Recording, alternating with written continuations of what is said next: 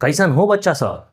जनवरी shift का पूरा JEE mains का पेपर हो चुका है। अगर खराब हुआ कोई टेंशन नहीं, हम लेकर के आए हैं 10 लेक्चर का सीरीज। 10 पेपर आराम से देखो, देख करके समझो कि उसमें क्या मिस्टेक हुआ है और अप्रैल शिफ्ट में कितना अच्छा कर सकते हो। अगर तुम सारे पेपर को एक एक करके एनालाइज कर लेते हो तो ये गारंटी है कि तुमको 80 नंबर लाने से कोई नहीं रोक सकता है। लेकिन पेशेंटली वॉच करना होगा और एनालाइज करना होगा कि तुम इसमें क्या गलती की। अपने पेपर को खास करके 2 मल्टीप्लायर पे मत देखना, आराम से 1 मल्टीप्लायर पे देखना। बाकी तुम देख सकते हो, तुम्हारी मर्जी। बकवास खत्म करते हैं और स्टार्ट करते हैं। पहला क्वेश्चन देखिए, पहला क्वेश्चन आपकी स्क्रीन पर। किसका सवाल है? Sound wave. वाह वाह वाह, ओपन ऑर्गन पाइप का सवाल है। ओपन ऑर्गन पाइप कैसा होता है? ऐसा होता है, ठीक है। इसकी जो फ्रीक्वेंसी होती है, इसमें जो फ्रीक्वेंसी की फॉर्मूला होती है वो होती है NV/2L। NV/2L। तो N क्या है? N है, बताता है कितना हुआ हार्मोनिक। हार्मोनिक नंबर बेसिकली कह सकते हैं, हार्मोनिक नंबर। V क्या है? Speed of sound. L क्या है? Length of organ pipe. ये ओपन है, अगर एक एंड क्लोज कर देंगे तो क्लोज हो जाएगा, दोनों क्लोज नहीं करेंगे वरना फिर कहां से बचेगा कहां से। तो ये हो गया क्या? आपको क्या बोल रहा है? F6 माइनस F3, मतलब n की जगह 6 और n की जगह 3। तो basically F6 which is 6V/2L minus F3 which is 3V/2L is equal to 22 1 2। हड़बड़ाना नहीं है, आराम से एकदम। 6 3 3, 3V/2L is equal to 22 0 0। L की वैल्यू आ जाएगी 3V/2 इंटू 2200। अब सारी वैल्यूज पुट करेंगे, 3 इंटू V। अरे दिया तो है 330 डिवाइडेड बाई 2 इंटू 2200। 0 0, 11 तिया 33, 11 दूना 22 0। यहां कितना हो गया? 9/40 मीटर, क्योंकि मीटर पर सेकंड में था। बट ऑप्शंस किस में, वैल्यूज किस में मांग रहा है? mm में, मिलीमीटर में। 1 मिलीमीटर बराबर 1000 नहीं, 1 10 100 1000 मीटर है ना। मतलब हम लिख सकते हैं 9/40 इंटू 1000 mm। अब 0 ने 0 को मार दिया और 4 से 9 कटेगा। कैसे कटेगा? अच्छा, ऐसे भी कर सकते हैं, वैसे भी कर सकते हैं, कर लेते हैं वैसे। 4 9, 4 दूना 8, 1 0 पॉइंट इंट, यही बचेगा ना। हाँ, 4 दूना 8 और 2 0, 4 5 20। अच्छा, पूरा कट गया। 2.25 2.25 into 100 mm which is 225 mm। दिखता होगा यहाँ पर, हाँ दिखता होगा, देख के देखें। ठीक, अब देख लेते हैं ऑप्शन कौन सा है। कौन सा ऑप्शन है भाई? 225। देखो हड़बड़ी में 275 मत मार देना। चाहते हो +4 या चाहते हो -5? हड़बड़ाने का नहीं। 3 सेकंड 4 सेकंड रुको आराम से। कोई दुनिया कहीं नहीं जा रही है, कोई कहीं नहीं जा रहा है। 2 क्वेश्चन नहीं बने, ठीक है, हड़बड़ाएंगे नहीं। इतना मेहनत करके लाए भाई। 225 ऑप्शन नंबर 3। यस सर, एक बार चेक कर लें। 225 ऑप्शन नंबर 3, 225 यस 3। क्लिक किए, आगे बढ़िए। Next question.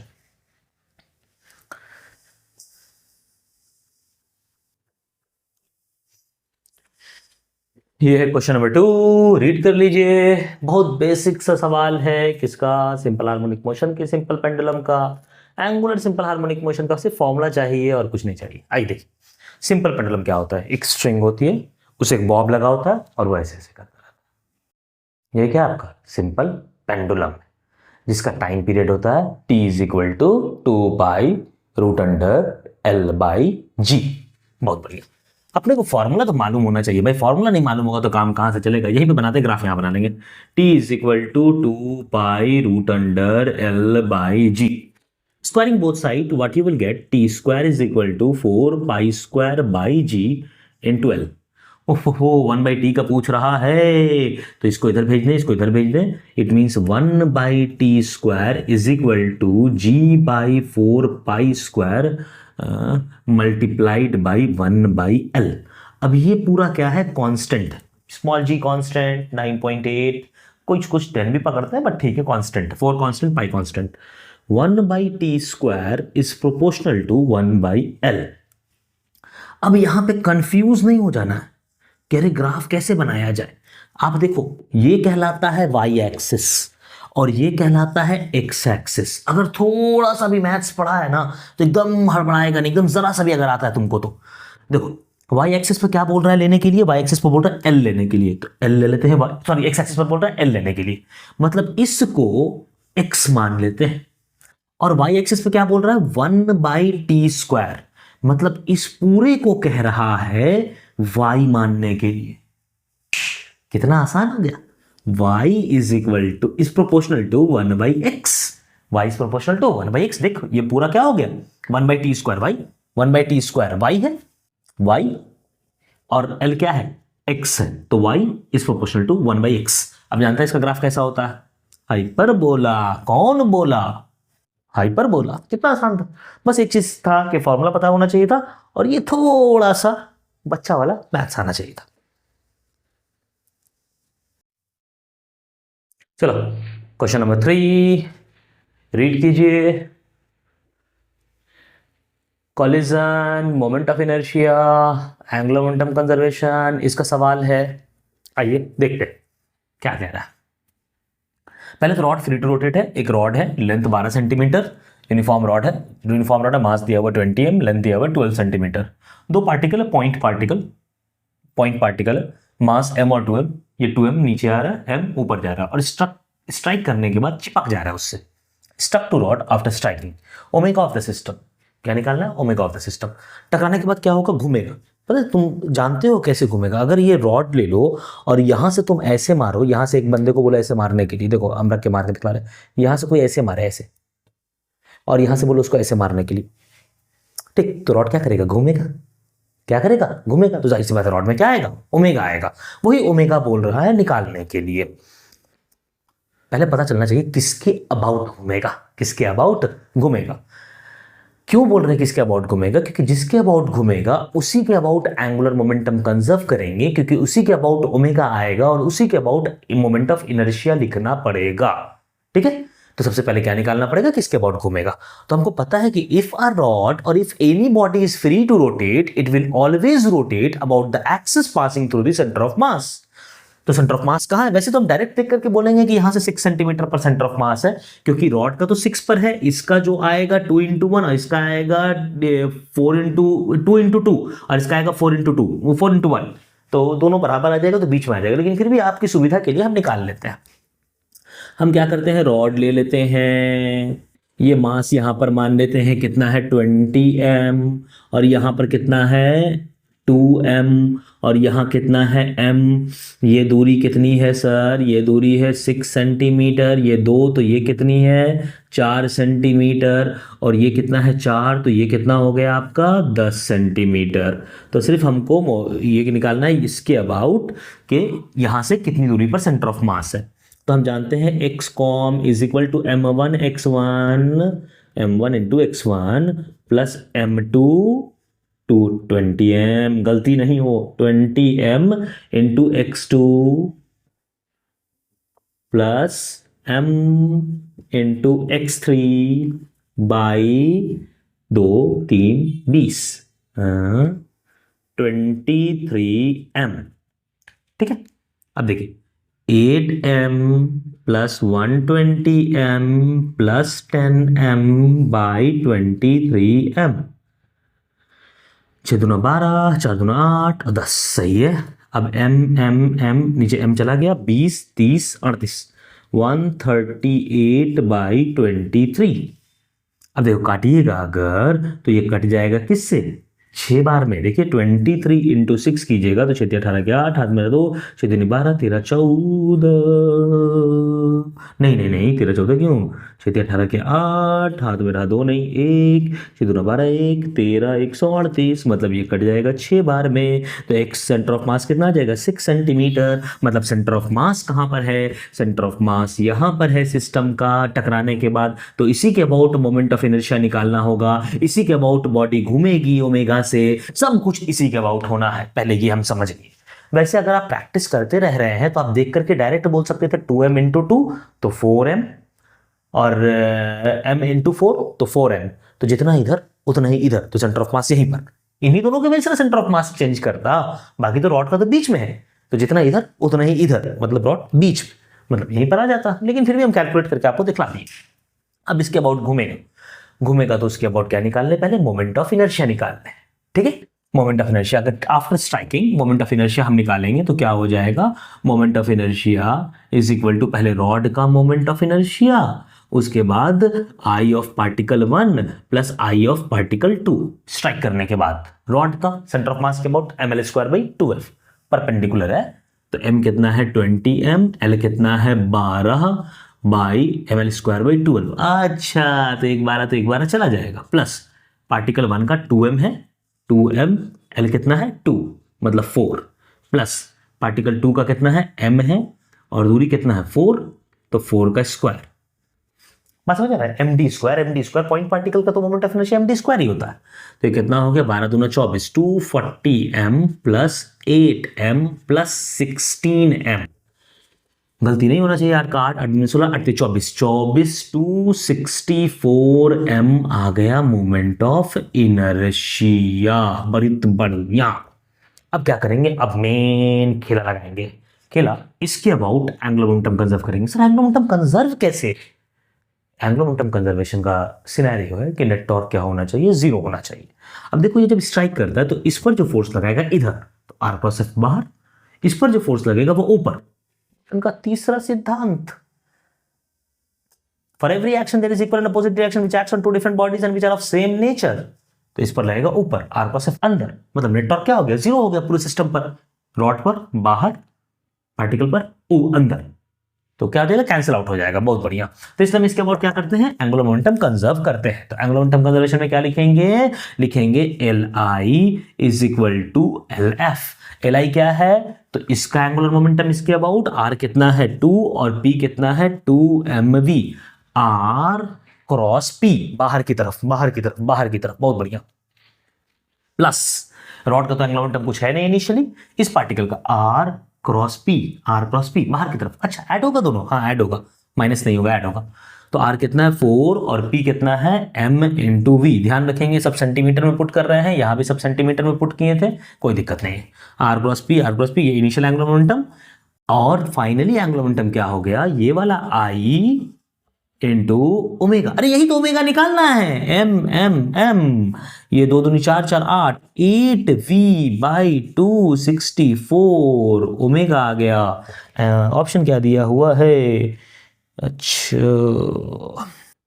मतलब ओमेगा क्या आ जाएगा 8, ये कटेगा ना 8 तिया 24 और 8 तिया 24, ओमेगा आ जाएगा v/33, निकालने क्या बोल रहा है, the ratio of v and omega, वही बोल रहे हैं, कोई ऑप्शन ही नहीं दिया हुआ, बोल रहा है ratio of v and omega, तो v/ओमेगा इज इक्वल टू 33। अब ऑप्शन चेक कर ले कौन सा 33 है, ऑप्शन नंबर 1 करेक्ट है, बहुत बढ़िया। फिर से चेक कर लें एक बार, 33 32 मत मार देना हड़बड़ा करके, प्लस वही बार बार एक ही बात कि आपको +4 चाहिए कि -5 चाहिए, हड़बड़ाना नहीं है, 2-4 सेकंड 5 सेकंड एक्स्ट्रा दे दो, करेक्ट आंसर।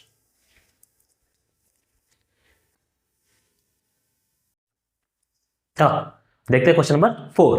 क्वेश्चन नंबर 4 क्या कह रहा है, क्वेश्चन नंबर 4 रीड करो आराम से, ये लेजर बीम दिया हुआ है, लेजर वेजर से घबराने का नहीं, आपसे बेसिकली इंटेंसिटी दिया हुआ और मैग्नेटिक फील्ड का एम्पलीट्यूड पूछ रहा है, इलेक्ट्रोमैग्नेटिक वेव्स का सवाल है। हम जानते हैं इंटेंसिटी का फॉर्मूला b², जहां b0 लिखेंगे तो b0² 2 μ0 इंटू सी, अगर RMS लिखेंगे तो b/RMS का square by μ0 into C, b0/√2 क्या बन जाएगा, b/RMS बन जाएगा, ये जानते हैं आप, बढ़िया। तो इंटेंसिटी गिवन है, b0 निकालना है, μ0 पता है, μ0 की वैल्यू होती है 4 पाई इंटू 10⁻⁻⁷। अगर ना याद है μ0 तो फिर इप्सिलॉन नॉट के टर्म में लिखो, इलेक्ट्रिक फील्ड निकालो, मतलब इंटेंसिटी लिखो E0² by 2 epsilon naught E², epsilon naught E², epsilon naught E0²/2 into C, और यहां से फिर निकालो तुम E0 और फिर E बराबर BC लगाओ, उतना लंबा करेंगे नहीं, अपने को मालूम है कि μ0 की वैल्यू होती है 4 पाई 10⁻⁷। इंटेंसिटी है 4 इंटू 10⁻14 b0, सर यही तो निकालना है, बाई 2 इंटू 4 पाई इंटू 10⁻⁻⁷, सी को मत भूल जाना, 3 इंटू 10⁻8 मीटर पर सेकेंड, बढ़िया बढ़िया बढ़िया बढ़िया बढ़िया। इधर आ गया 4 4 जा 16 इंटू 2 पाई, 16 इंटू 2 पाई, और गलती नहीं हो भाई, गलती नहीं हो, ठीक है, into 10⁻14 into 10⁻−7 divided by 3 into 10⁻8। एक स्टेप ज्यादा लिख लो, कोई दिक्कत नहीं, गलती नहीं होनी चाहिए।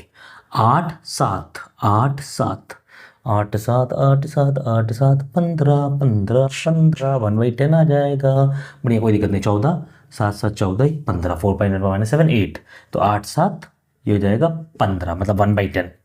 16, ये क्या हो गया, 16 हो गया। तो यहाँ क्या चला आएगा, ये 15 है भाई, ये 15 ये कट गया है, तो हो जाएगा 16 इंटू 2 पाई बाई 30 कर देते हैं, 30, 14 15 -10 30 is equal to B naught का स्क्वायर। मतलब बी नॉट की वैल्यू आ जाएगी 4√2 पाई/30। अब क्या है कि हड़बड़ा करके परेशान ना हो जाना कि अब कैसे कैलकुलेट करेंगे, क्या करेंगे, क्योंकि ऑप्शंस उसी एतबार से जेई ने सेट किया है। ये ढंग का काम किया है इस क्वेश्चन में।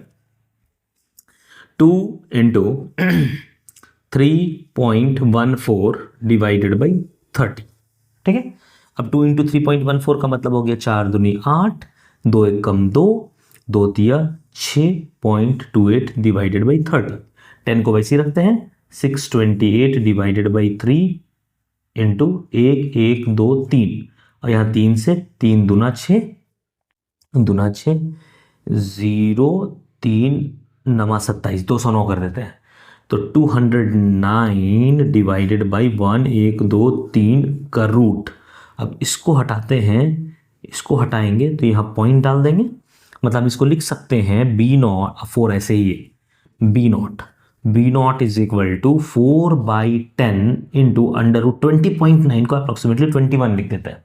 अब 21 क्या होगा, तो 4 इंटू 4 16, 5 इंटू 5 25, मतलब 4 और 5 के बीच में अप्रोक्सीमेटली 4.5 मान लेते हैं। 4 इंटू 4.5/10, पता नहीं मेरे को क्या होगा, मान ले रहे हैं। अगर आप वैसे आपको याद रखना चाहिए √21 की वैल्यू, लेकिन जिनको नहीं पता है उनके लिए बोल रहा है। 5 चौका 20 के 0, हाथ में रहा 2, 4 चौका 16 17 18, 18.0 डिवाइडेड बाई 10, मतलब 1.8 के आसपास आ रहा है। और आंसर में एक ही ऑप्शन है जिसमें 1 पॉइंट समथिंग है, वो है ऑप्शन नंबर 1, जिसमें है 1.83। तो अप्रोक्सीमेट लेकर के इसमें तो सवाल बन जा रहा था, ये वाला सवाल बन जा रहा था, और बड़ा आसान था, b²/2μ0 × c। बस ध्यान रखेंगे यहाँ जो b² किया है वो मैक्सिमम का b है, आरएमएस का b नहीं। अगर आरएमएस का b लिखेंगे तो b²/μ0 × c लिखेंगे।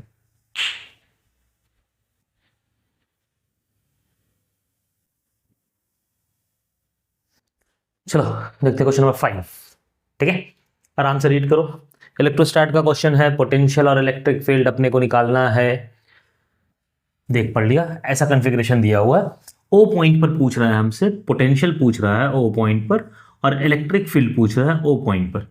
देखिए पोटेंशियल हम जानते हैं कि पोटेंशियल स्केलर क्वांटिटी है, इसलिए हर एक चार्ज की वजह से निकालेंगे और क्या करेंगे, उसको सम कर देंगे, सिंपल अलजेब्रिक सम कर देंगे। तो अगर निकाला जाए तो एक के वजह से KQ/R, KQ/R, KQ/R, KQ/R, KQ/R, कितना, 1 2 3 4 5, मतलब पोटेंशियल एट O हो जाएगा 5KQ/R। पोटेंशियल का फॉर्मूला पता होना चाहिए, KQ/R होता है, स्मॉल r है। K का फॉर्मूला लिख देते हैं, K का वैल्यू क्या है, 4πε0R इंटू Q। चेक कर लेते हैं, अरे ये तो 3 ऑप्शन में है। इलेक्ट्रिक फील्ड, अब इलेक्ट्रिक फील्ड O पर क्या होगा, इलेक्ट्रिक फील्ड O पर 0 होगा। क्यों इलेक्ट्रिक फील्ड 0 होगा, क्योंकि अगर इक्वल वेक्टर्स है, कैसी वेक्टर्स है, इक्वल वेक्टर्स है, और वो 360 डिग्री में इक्वली स्पेस्ड, तो उनका सम ऑलवेज 0 होता है। इक्वल वेक्टर है और 360 डिग्री में इक्वली स्पेस्ड है, तो उनका सम हमेशा क्या होता है, 0 होता है। कैसे इक्वल वेक्टर, देखिए इसका इलेक्ट्रिक फील्ड पॉजिटिव से निकलेगा, बाहर आएगा, किधर भी जाए, मतलब सबका इलेक्ट्रिक फील्ड क्या होगा, KQ/R²। इलेक्ट्रिक फील्ड का जो फॉर्मूला होगा वो KQ/R, स्मॉल r लिखते हैं, R² होगा। और ये सारा इलेक्ट्रिक फील्ड एक दूसरे से 90 नहीं, 5 है ना, एक दो, 1 2 3 4 5, 72 डिग्री, 72 डिग्री एंगल बना करके होगा, सब 72 डिग्री एंगल बना करके होगा, 1 2 3 4, एक और होगा 72 डिग्री एंगल बना करके होगा, गंदा बन गया, चलेगा, ठीक है। तो जब भी, और सारे का मैग्नीट्यूड क्या होगा, ई ई ई, तो जब भी बहुत सारे वेक्टर्स तुमको मिल जाए और एक ही पॉइंट से पास करते हुए और उन सब इक्वली स्पेस्ड हो, इक्वली स्पेस्ड कहने का मतलब हुआ कि एंगल सबके बीच का 360 डिग्री बाई एन हो, अगर एन वेक्टर्स हैं तो, जैसे यहां कितना है, 5 है, 1 2 3 4 5, तो 360 डिवाइडेड बाई 5 ये हो जाएगा 72 डिग्री। तो इसलिए इलेक्ट्रिक फील्ड मतलब नेट जो उनका सम होगा वो क्या हो जाता है, 0 हो जाता है। अब चाहो तो उसका प्रूफ भी देख सकते हो, वेक्टर में बेसिक सा प्रूफ है, या फिर आप वेक्टर अलजेब्रा में अपने से भी प्रूफ कर सकते हो, कोई दिक्कत नहीं है। ऑप्शन देख लेते हैं कौन सा ऑप्शन है, ऑप्शन नंबर 4 मेरा करेक्ट है, बहुत बढ़िया।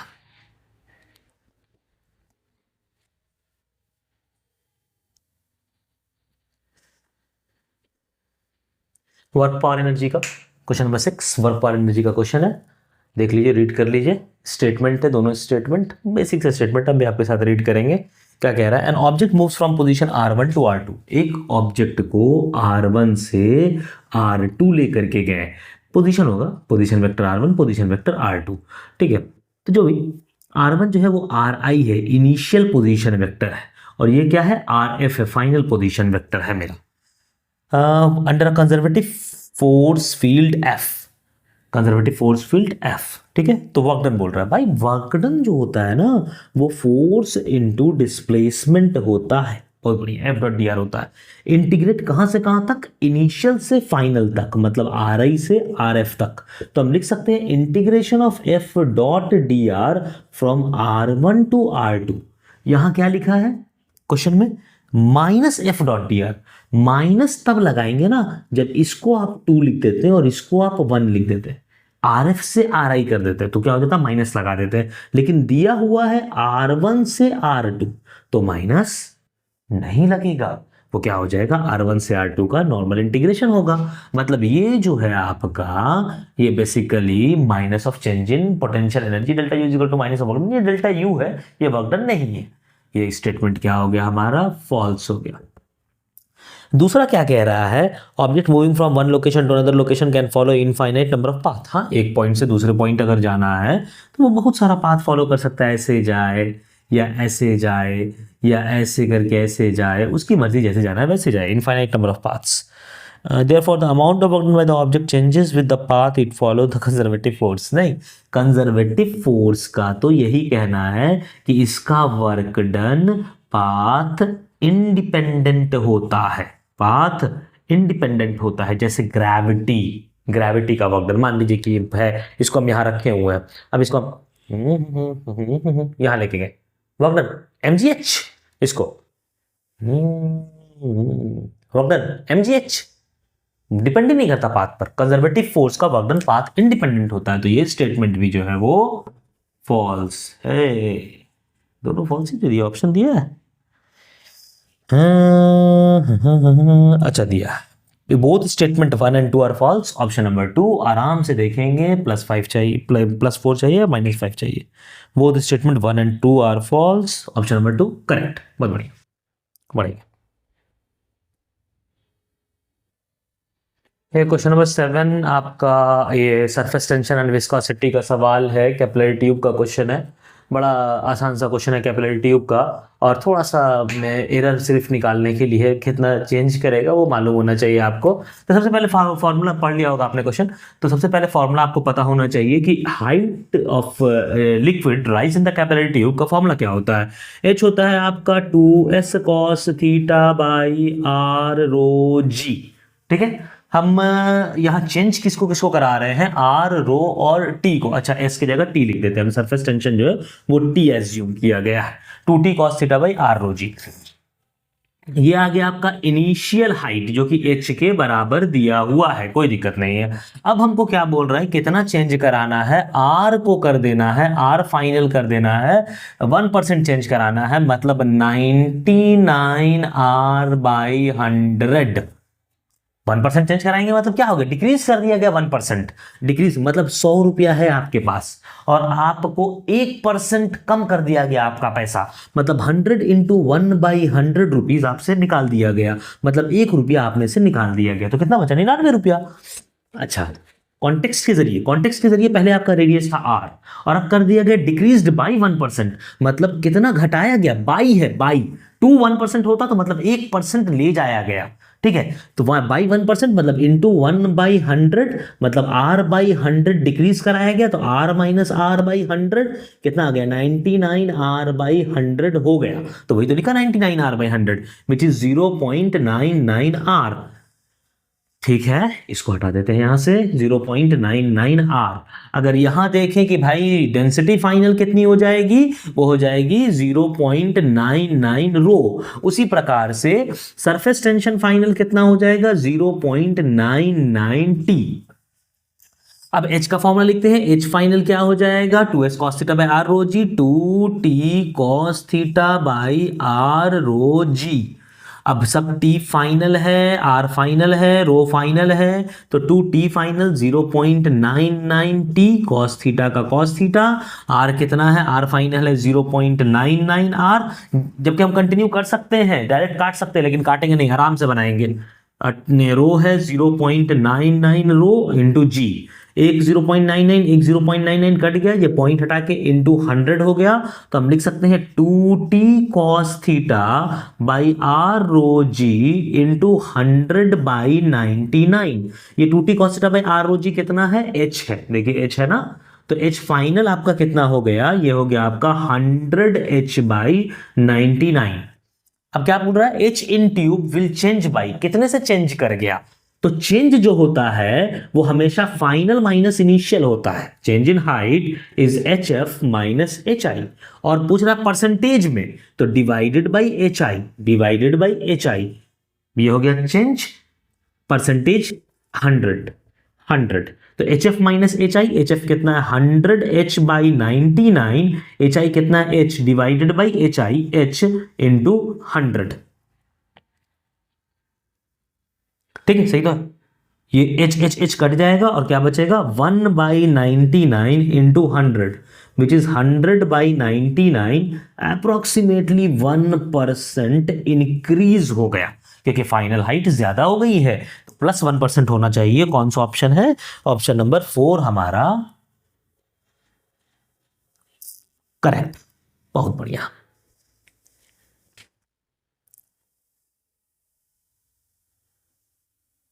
चलिए देखते हैं क्वेश्चन नंबर 8। क्वेश्चन नंबर 8 दो स्टेटमेंट्स हैं, दोनों स्टेटमेंट को अलग अलग करके करेंगे और सॉल्व करेंगे। बोल रहा है, पहला क्या बोल रहा है, स्टेटमेंट 1, हम देखते हैं स्टेटमेंट 1 क्या कह रहा है, आप आराम से रीड कीजिए, हम भी आपके साथ रीड करते हैं। A satellite is moving around the earth in the orbit very close to the earth surface. अच्छा, बहुत नजदीक है अर्थ सरफेस के, ये अर्थ है, इसका रेडियस r, बहुत नजदीक, मतलब हाइट ऑलमोस्ट 0 मान सकते हैं, ये स्मॉल m, ये mass of the earth m है। The time period of revolution of satellite depends on density of the earth. हो सकता है, देखते हैं क्या होगा। टाइम पीरियड निकालना पड़ेगा, तो उसके लिए इसको सेंट्रीपिटल फोर्स कौन प्रोवाइड कर रहा है, अर्थ प्रोवाइड कर रहा है। क्या प्रोवाइड कर रहा है, तो Gmm/r² is equal to mv²/r, r ने r को मारा, m ने m को मारा, v is equal to √Gm/r। बढ़िया, आर आर क्यों लिए हैं, क्योंकि बहुत नजदीक है अर्थ के, इसलिए approximately r plus h is r हमने मान लिया। h बहुत छोटा है, h क्या है, बहुत छोटा है, वेरी स्मॉल, बहुत बढ़िया। टाइम पीरियड कितना होता है, t is equal to 2πr/v, 2πr total distance travelled divided by speed, 2πr/v मतलब 2π√r³ सही है, बढ़िया। पहला ऑप्शन, पहला स्टेटमेंट क्या कह रहा है, डिपेंडेंसी ऑफ टाइम पीरियड पूछ रहा है, ये टाइम पीरियड हमने निकाल लिया। पहला स्टेटमेंट पूछ रहा है dependency of time period with density, हमको लगता है क्योंकि t इज इक्वल टू अंदर अगर लेकर के चले जाएं तो 4π²r³ और इसको अगर हम लिख दें अच्छे से तो हम क्या लिख सकते हैं, √πr/g into m/4/3 into 3 πr³। अच्छा, इसको हटा दें, 4/3 पाई आर क्यूब। GM 3 से 3 कट जाएगा, 4/3 का, पाई स्क्वायर आर क्यूब। सही है, मतलब इसको हम लिख सकते हैं √3 pi by G rho time period. मतलब time period inversely proportional to root rho है, क्योंकि पाई और जी तो कांस्टेंट है। पहला ऑप्शन क्या कह रहा है? Statement 1 satellite moving depends upon density. हाँ सर, हाँ कर रहा है, ये क्या है? ट्रू है। स्टेटमेंट 2 पर आ जाते हैं, बहुत बेसिक सा question. The time period of revolution of satellite t is equal to 2 pi under root r e by g, very close, where r is the earth and g is acceleration due to gravity।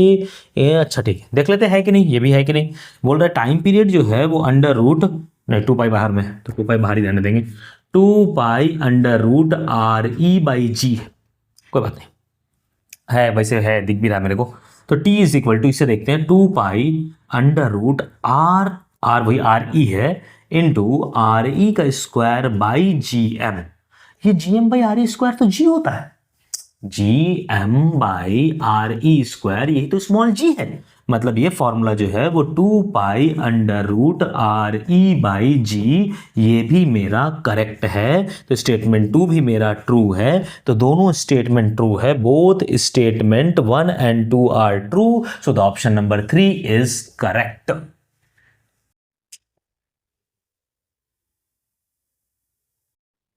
Question number 9, KTG का सवाल, collision frequency का सवाल है, पढ़ लीजिए। आइए, सिर्फ formula पता होना चाहिए। कोलिजन फ्रीक्वेंसी का फॉर्मूला क्या होता है?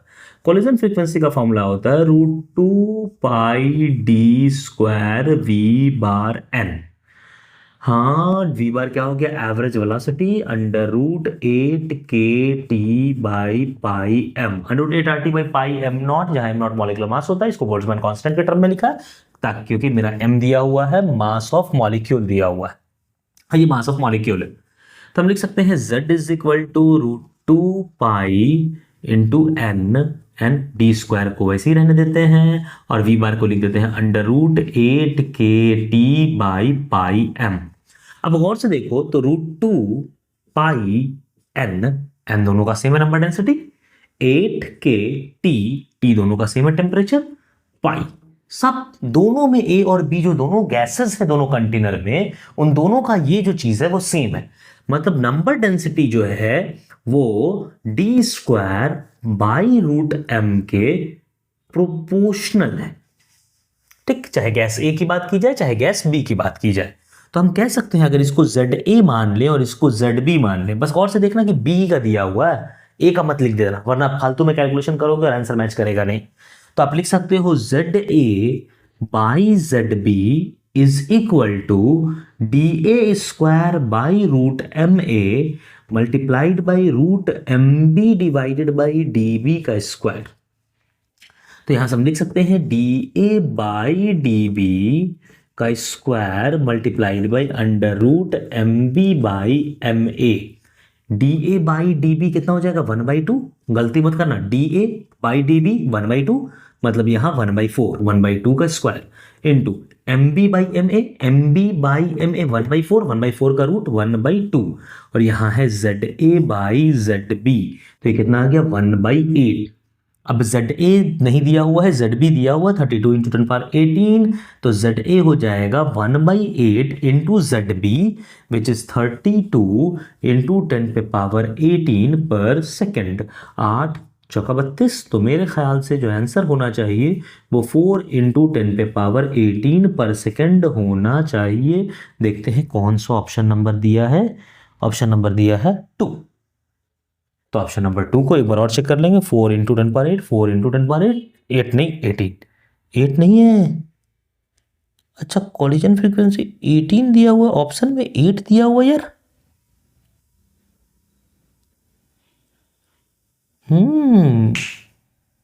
कोई ऑप्शन मैच नहीं कर रहा। कॉलिजन फ्रीक्वेंसी में 18 लिखे हुआ है और यहाँ ऑप्शन में 8 दिए हुआ है, ये तो दिक्कत है। हमको लगता है बोनस हो गया होगा, ये हमको चेक करना होगा। कोई नहीं, फिर भी अगर हम मारेंगे तो नहीं, कैसे मारेंगे? 18 और 8 है, लेकिन ऑप्शन नंबर 2 4 × 10⁻8 है, उसको लगता है मिसप्रिंट हो गया, 18 होना चाहिए था। मेरे ख्याल से इसको जेई ने बोनस कर दिया होगा। हम चेक कर लेंगे एक बार, चेक करने के बाद अगले क्वेश्चन में हम बताएंगे क्या है।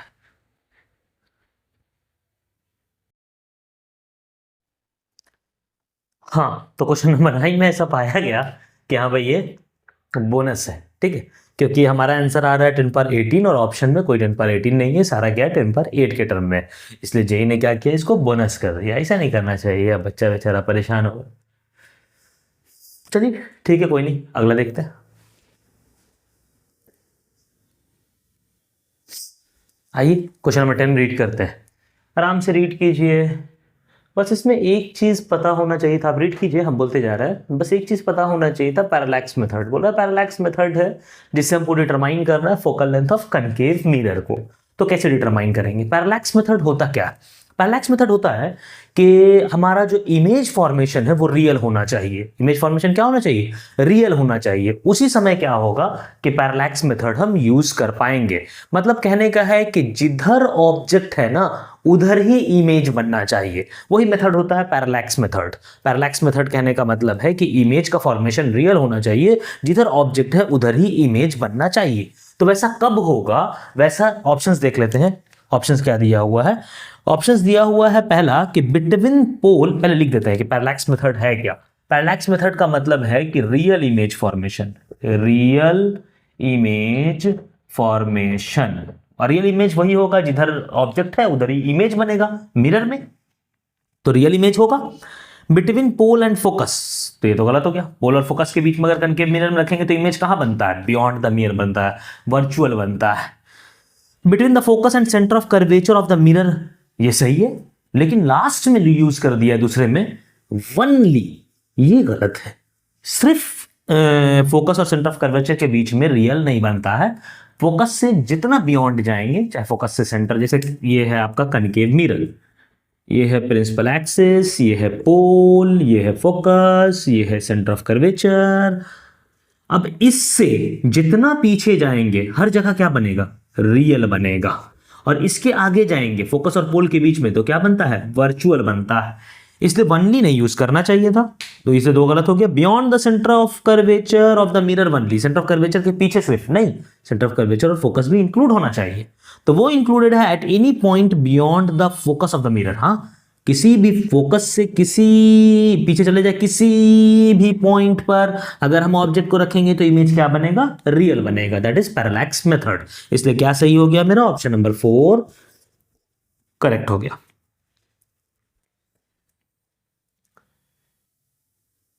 क्वेश्चन नंबर 11,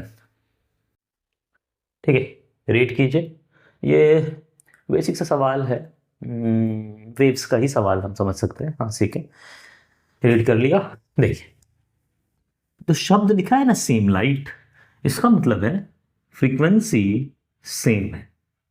फ्रीक्वेंसी क्या है? सेम। बस यही अपने को जानना है, फ्रीक्वेंसी सेम है। अब सब लोग जानता है भाई, कौन नहीं जानता? Refractive index is equal to speed of light in air divided by speed of light in medium. Speed of light in air divided by speed of light in medium, मतलब speed of light in medium is equal to speed of light in air divided by refractive index. हम mu से लिखे हैं, फिर ईटा लिख दे रहे हैं। कभी म्यू से लिखते हैं, कभी ईटा से लिखते हैं। क्वेश्चन हमेशा ईटा से लिखता है, लेकिन अब ठीक है म्यू से लिख रहे हैं, कोई दिक्कत नहीं। वी क्या होता है? वी होता है F lambda is equal to C by mu. Mu ही लिखे ना, हम म्यू लिखे, तो lambda lambda lambda lambda lambda mu lambda is equal to C by F. अब दोनों के लिए आप देखो कि दोनों के लिए speed of light in vacuum तो सेम है, और फ्रीक्वेंसी दोनों के लिए चाहे वाटर हो चाहे मीडियम हो, दोनों के लिए क्योंकि सेम लाइट यूज किया है तो फ्रीक्वेंसी क्या है? सेम है। मतलब हम लोग ऐसा कह सकते हैं कि ये वाला टर्म दोनों के लिए सेम है। अगर इसको हम बोले लेमडा डब्लू और इसको बोले म्यू डब्लू, तो ये हो जाएगा lambda M into mu M. ठीक, एकदम सिंपल सा है। लेमडा डब्लू कितना है भाई? 540। म्यू डब्लू कितना है? 4/3 इज इक्वल टू 3/2 इंटू, ठीक है, लेमडा इंटू 3/2 चलेगा, लेमडा एम। क्या क्या कटेगा? अच्छा काटते नहीं, पहले इधर इधर भेज देते हैं, उसके बाद आराम से काटेंगे, मिस्टेक नहीं होना चाहिए। 540 इंटू 8 डिवाइडेड बाई 9, 9 6 नमा 54, 6 इंटू 0, 8 6 48, 480 किस में दिया हुआ है? एनएम में, तो नैनोमीटर। ये लेमडा मीडियम का आ गया जो हमसे पूछा जा रहा था। ऑप्शन देखें, ऑप्शन देखेंगे, हाँ भाई नैनोमीटर में ही पूछ रहा है, और गड़बड़ा करके 840 मत मार देना भाई, ठीक है। ऐसा नहीं कि हड़बड़ा करके तुम -5 ले लो, -5 मत लेना, +4 लेना है। तो क्या हो जाएगा, ऑप्शन नंबर 1 480 करेक्ट। अब बच्चा क्या करता है, 840 मार देता है और सोचता है कैलकुलेशन मिस्टेक हुआ। नहीं, वो प्रेजेंस ऑफ माइंड नहीं रही तुम्हारी, बेवकूफ़ी है। इतना मेहनत करने के बाद 2 साल आप थोड़ा पेशेंट नहीं हो सकते? थोड़ा सा पेशेंस रखिए अपने अंदर कि भाई आराम से मारेंगे, कोई टेंशन नहीं, उतना हड़बड़ाएंगे नहीं, ठीक। जब इतना मेहनत किए, कैलकुलेट किए हैं, पूरा दिमाग लगाए हैं, तो ऑप्शन सही मारेंगे, ऑप्शन गलत नहीं मारेंगे।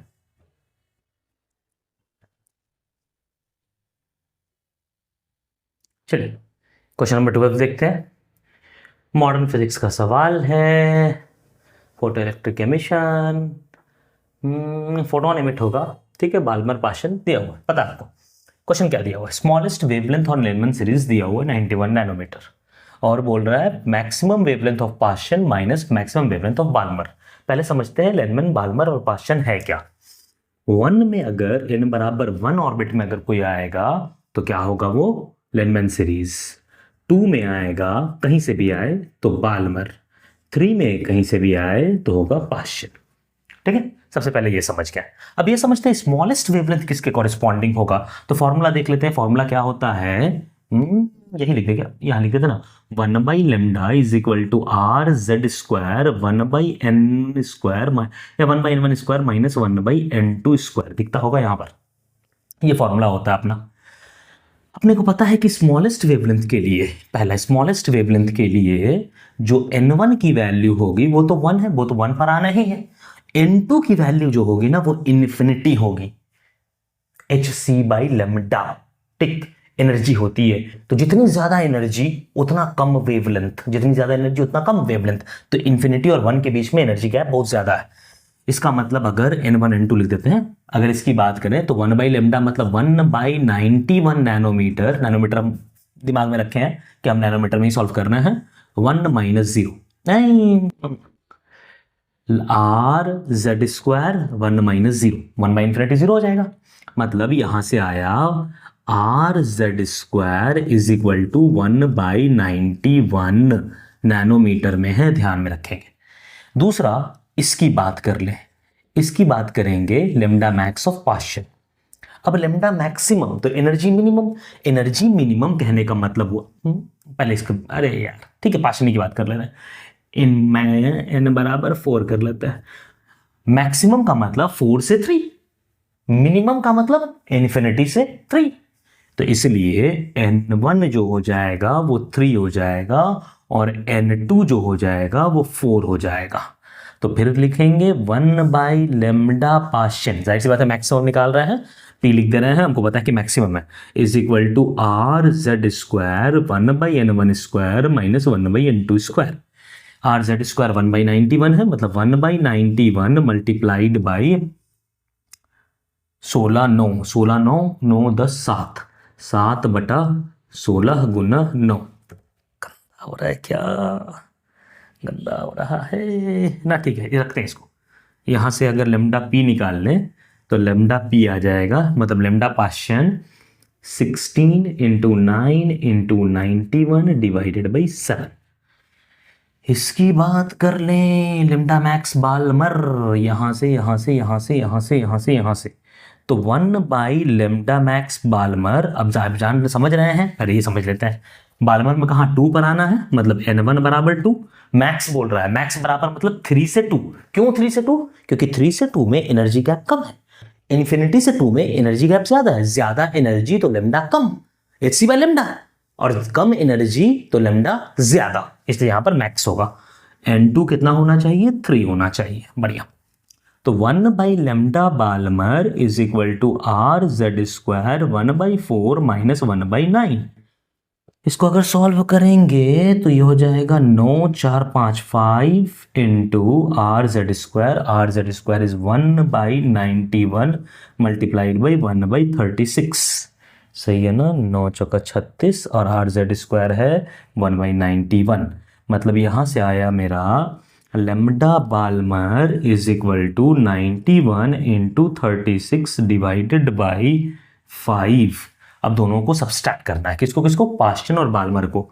तो lambda Paschen minus lambda Balmer is equal to, ऐसा क्यों रखे मल्टीप्लाई करके, इसलिए नहीं रखे, इसलिए नहीं कि कैलकुलेशन आसान करने के लिए। अगर करेंगे तो 91 कॉमन हो जाए। अच्छा सबको लिखते हैं पहले, 91 इंटू 9 इंटू 4 इंटू 4, 16 को हम डिवाइड कर दिए 4 इंटू 4 में, 91 into 9 into 4 into 4 divided by 7 minus 91 into 36। अब देखो 9 4 सा 36 और 91 और 91 और 36 और डिवाइड बाई 7, ये बाहर आ जाएगा।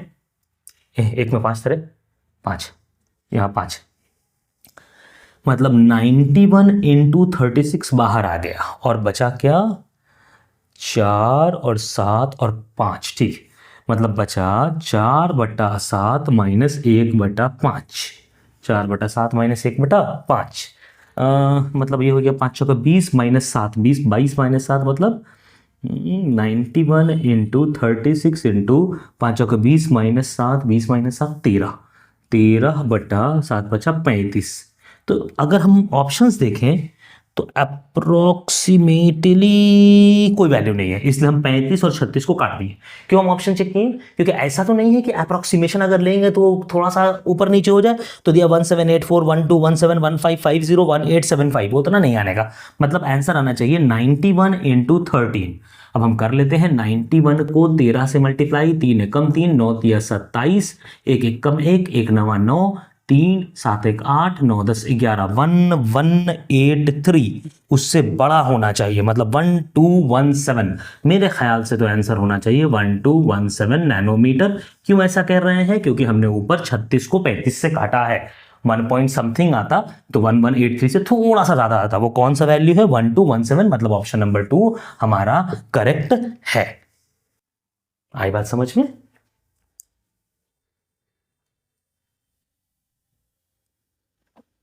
क्वेश्चन नंबर 13 देखते हैं, रीड कीजिए पहले। दिया हुआ है टोटल रेजिस्टेंस 2 ओम है और पावर जो है, ये पढ़ लेना सही से, क्वेश्चन हम पढ़े हैं, आप पढ़ लो कि पावर जो है वो उतना है और ये है और वो है, ये सारा चीज़ दिया हुआ है। बोल रहा है an electric power line having total resistance 2 ohm delivered 1 kilowatt of power at 250 volt, the percentage efficiency of transmission line is. तो अमूमन क्या करता है बच्चा कि तुरंत पावर को लगा देता है, power is equal to V²/R।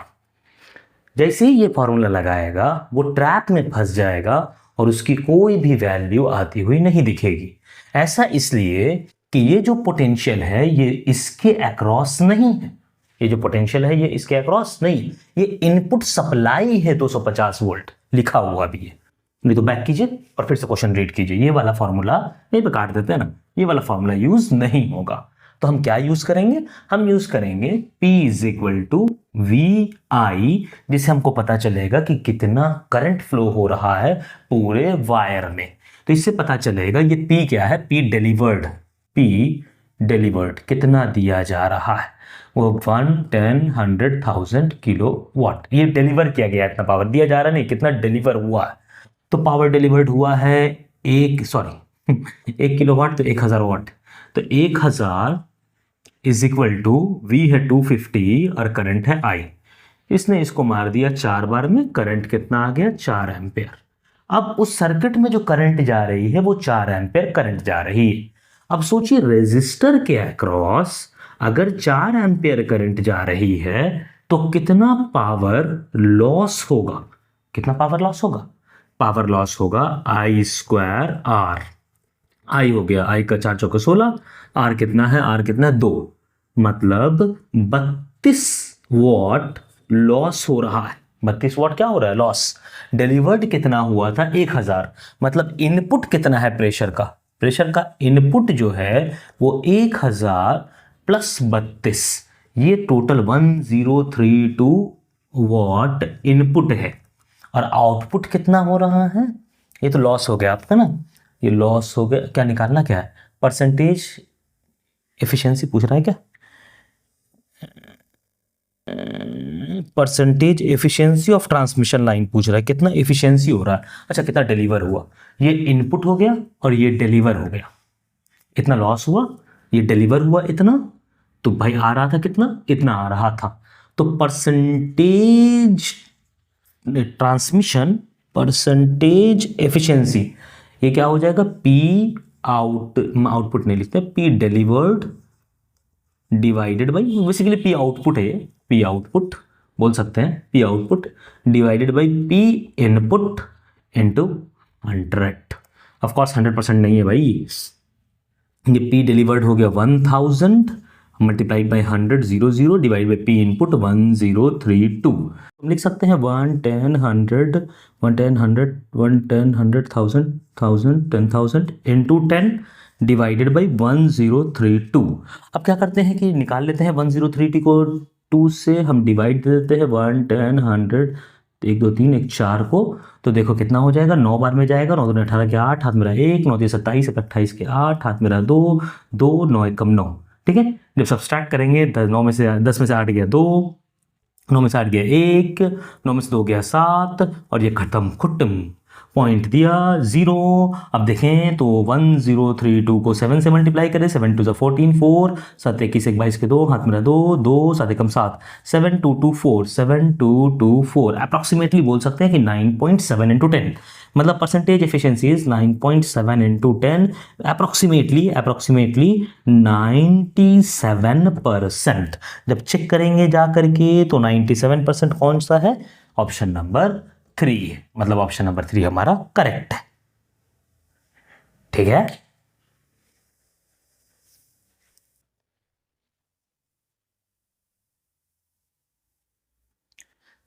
Question number 14 read कर लो, इलेक्ट्रोस्टैट का क्वेश्चन है। आ जाओ, बोला आइडेंटिकल 3 स्फीयर्स हैं और स्मॉल है और सेम चार्ज है उसके ऊपर, बढ़िया बढ़िया बढ़िया। मान लेते हैं क्यू क्यू क्यू, तो इस पर इन तीनों को मिला दिया गया, तो इस पर क्या आ जाएगा 3Q। पहला काम हो गया मेरा। अगर एक का रेडियस r है तो टोटल वॉल्यूम जो है वहां यहां वो 4/3 pi r cube multiplied by 3, और अगर इसका रेडियस कैपिटल R है तो इसका वॉल्यूम है 4/3 पाई कैपिटल R क्यूब, और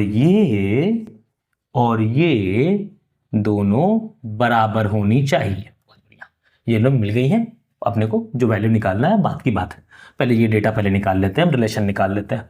तो ये बराबर है, मतलब 4/3 pi R cube into 3 is equal to 4/3 pi capital R cube. ये कट गया, ये भी कट गया, कैपिटल R मेरा आ गया R 3 पे पावर 1/3, अच्छे से लिखते हैं। कैपिटल R आ गया मेरा R 3 पर पावर 1/3। पूछ क्या रहा है, potential on one small bubble divided by potential on bigger bubble, इनका रेशियो पूछ रहा है। आराम से निकालेंगे, हड़बड़ाएंगे नहीं, कह रहे हमको आता है आता है, जल्दी कर देते हैं, हड़बड़ा करके -5 लेके घर चल जाते हैं। पोटेंशियल ऑन स्मॉल बबल, इसको मान लेते हैं V1 और इसको मान लेते हैं V2, और V1 और V2 हमको निकालना है। अगर हम V1 पहले निकालें तो एक बबल पर चार्ज है Q, पोटेंशियल होता है क्या स्फीयर की वजह से KQ/R, तो Q कितना है, small q divided by R। ठीक है, अगर हम V2 निकालें बड़े बबल की वजह से तो K, उसके ऊपर चार्ज कितना है 3Q, उसका रेडियस कितना है कैपिटल R। कैपिटल R कितना है K 3Q divided by R into 3 पर पावर 1/3। इसको ऊपर लेकर के जाएंगे तो 3 पर पावर 2/3 इंटू KQ/R, और KQ/R क्या है मेरा V1 है, तो यहां लिख सकते हैं इसके जगह V1, मतलब V2 इज इक्वल टू 3 पर पावर 2/3 इंटू V1। निकालना क्या हमको V1/V2, बढ़िया। तो V1/V2 इज इक्वल टू 1:3 पर पावर 2/3। अब ऑप्शन आराम से चेक करेंगे, हड़बड़ाएंगे नहीं। 1:3 पे पावर 2/3, क्योंकि 3 पे पावर 2/3 डिवाइड इज टू 1 भी है, तो फिर चेक कर लेंगे ratio of initial potential on initial bubble and that on the resultant bubble. Initial bubble 1 है ना, 1 लिखा है ना, हाँ 1 इनिशियल बबल, ठीक है, डिवाइड बाई 1 मतलब V1/V2, तो V1/V2 1:3 part 2/3, 1:3 part 2/3, option number 2 हमारा करेक्ट है। मारेंगे, अब आगे बढ़ेंगे।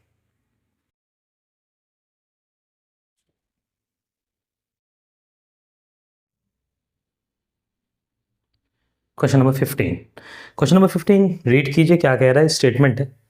ठीक, हम भी पढ़ते हैं। पहला स्टेटमेंट कह रहा है for a mechanical system of many particle total kinetic energy is the sum of kinetic energy of all the particle.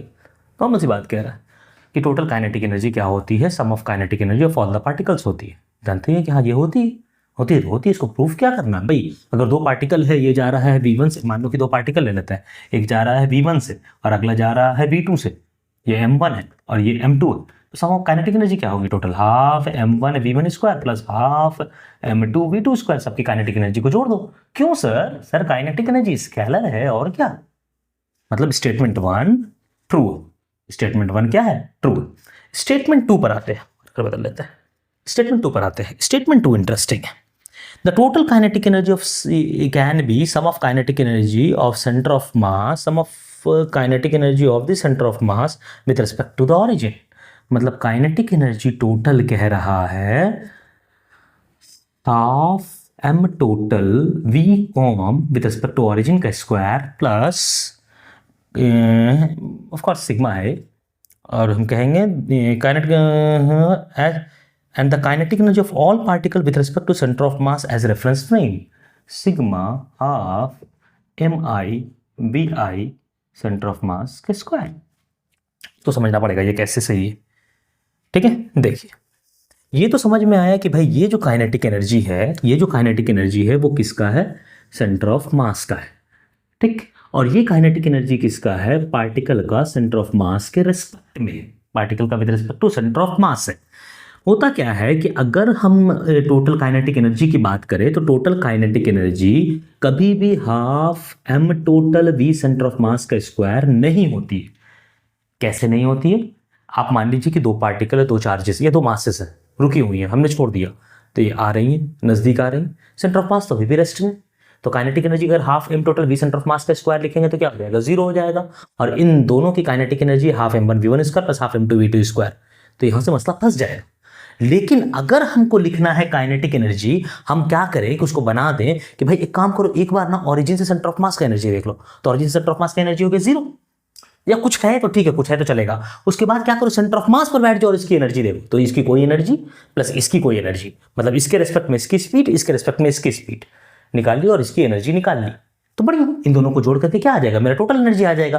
लेकिन सिर्फ half m total into v centre of मास का स्क्वायर नहीं होगा, क्योंकि दो पार्टिकल अगर अपने नजदीक आते भी जाएंगे तो सेंटर ऑफ मास उसका रुका हुआ भी हो सकता है।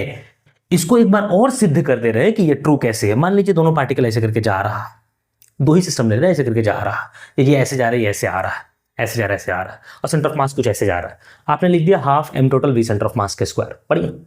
इसे किसका निकला, सेंटर ऑफ मास का स्पीड, काइनेटिक एनर्जी निकल गया। अब आप सेंटर ऑफ मास पर बैठेंगे तो आप ग्राउंड वाली स्पीड नहीं लेंगे, इसका सेंटर ऑफ मास के रेस्पेक्ट में इसका स्पीड लेंगे। मतलब अब इसकी जो एनर्जी निकलेगी वो सेंटर ऑफ मास के रेस्पेक्ट में निकलेगी, काइनेटिक एनर्जी, और इसकी जो काइनेटिक एनर्जी निकलेगी वो सेंटर ऑफ मास के रेस्पेक्ट में निकलेगी। हाँ, काइनेटिक एनर्जी फ्रेम पर डिपेंड करता है। अगर हम खड़े हुए हैं तो आपको मेरी काइनेटिक एनर्जी 0 दिख रही है ना। अभी आप चलने लगिए, आपको हम मोशन में दिखेंगे तो मेरी काइनेटिक एनर्जी आपको हाफ mv स्क्वायर दिखेगी।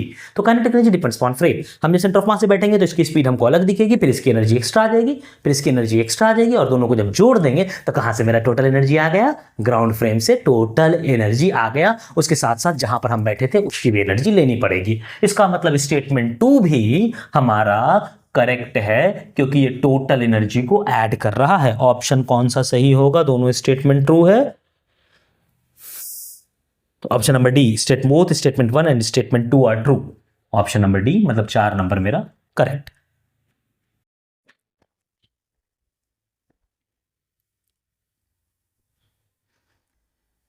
आइए, सेमीकंडक्टर के लॉजिक गेट का सवाल है, बहुत पिद्दी सा सवाल है एकदम। पढ़ लो, पढ़ लिया?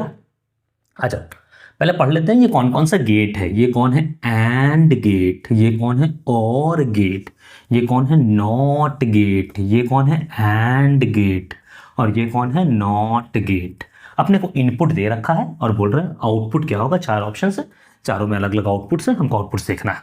तो हम इनपुट डालते हैं, पहला डालते हैं AB 1 1 1 1 1 एंड 1 1 नॉट 0, मतलब यहाँ आ जाएगा 0 0 1 0 1 1, यहां आ जाएगा 1 1 0 0 का नॉट 1, मतलब यहां आना चाहिए 1। अब इन सबको हटा देते हैं, फिर से चेक करना स्टार्ट करते हैं। दूसरा 0 0 0 0 0 0 का नॉट 1 1 1 1 1 1 1 1 1 1 का नॉट 0, मतलब ये होना चाहिए 0। इसको हटा दिया। समझ रहे हो ना? अरे बेसिक सा गेट का सवाल है भाई। 1 0 1 0 1 0 0 0 का नॉट 1 1 0 1 0 1, यहाँ 1 1 1 1 का नॉट 0 0। चेक कर सकते हो ऑप्शन हम, लेकिन हम सारा निकाल करके दिखा रहे हैं आपको। 1 1 1 1 1 1 का नॉट 0 1 1 1 1 1 1 1 0 0 0 का नॉट 1 1। ऑप्शन चेक करेंगे तो सिर्फ एक ही ऑप्शन में है, ऑप्शन नंबर 1 ही में है 1 0 0 1, मतलब ऑप्शन नंबर 1 मेरा क्या हो गया? करेक्ट हो गया। बस आपको पता होना चाहिए कि एंड में, और में, नॉट में, एंड में, नॉट में, इसमें बूलियन अलजेब्रा कैसे फॉलो होता है, क्योंकि मालूम नहीं होगा सबको कि एंड क्या करेगा, कि दोनों होना चाहिए। अगर दोनों 1 1 है तो आउटपुट 1 होगा, दोनों 0 0 0 1 1 0 0 0 में भी आउटपुट क्या हो जाएगा? 0 हो जाएगा। और गेट में क्या होता है? 1 कोई भी एक 1 हो गया तो आपका आउटपुट 1 हो जाएगा। 1 1 1 1 0 तो 1 0 1 तो 1 और 0 0 तो 0। नॉट क्या करेगा? जो भी आउटपुट आया ना उसको उल्टा कर देगा। बार है बेसिकली 1 का क्या बोलते हैं 0 और 0 का 1। यही तो यूज करना था। टिक 17 देखेंगे।